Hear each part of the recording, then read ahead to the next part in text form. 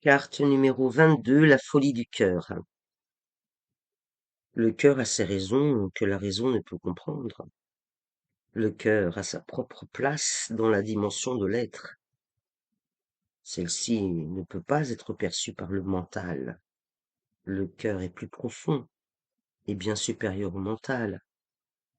Il reste hors de sa portée. Il a l'air fou.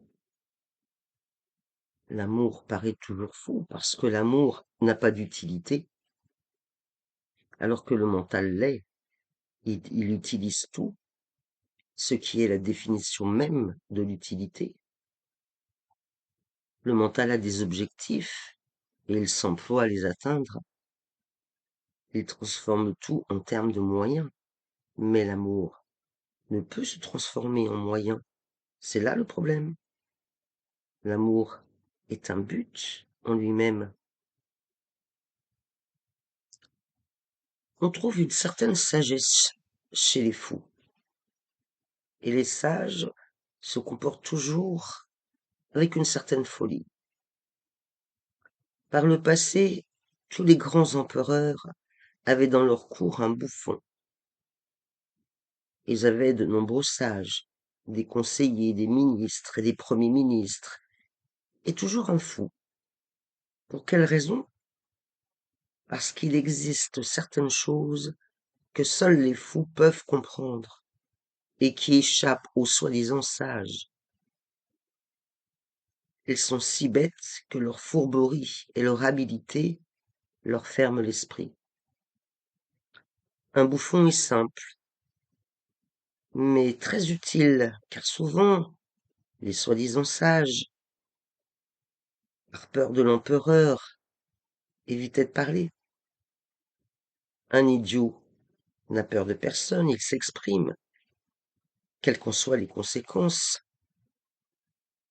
C'est ainsi que les fous se conduisent simplement, sans penser à ce qui en résultera.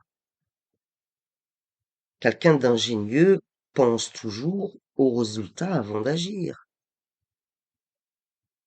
La pensée vient en premier, puis l'action suit. Un fou agit. Jamais la pensée ne vient en premier. À chaque fois qu'un individu réalise l'ultime, il ne ressemble pas à vos sages. Il ne le peut pas. Il est plutôt comme un de vos fous, mais certainement pas comme un de vos sages. Après son illumination, saint François prit l'habitude de se faire appeler le fou de Dieu.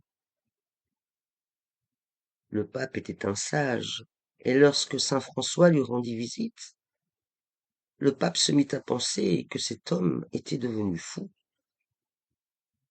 Le pape était intelligent, calculateur, rusé. Sinon, comment aurait-il pu être pape? Il faut traverser beaucoup de jeux de pouvoir pour réussir à être pape. Il faut être diplomate, il faut avoir une certaine compétitivité, agressive, pour écarter les autres, savoir les utiliser pour avancer et ensuite s'en débarrasser. C'est de la politique. Un pape est un chef politique. La religion est secondaire, voire inexistante. Comment un homme de religion peut-il se battre, être agressif, afin d'accéder à un poste? Ce ne sont que des politiciens. Saint François rendit visite au pape, et celui-ci pensa qu'il était fou. Mais les arbres, les oiseaux et les poissons pensaient différemment. Lorsqu'il se rendait à la rivière, les poissons sautaient de joie et célébraient sa venue. Nombreux sont ceux qui purent observer ce phénomène. Des milliers de poissons sautaient simultanément. Toute la rivière était en pleine frénésie.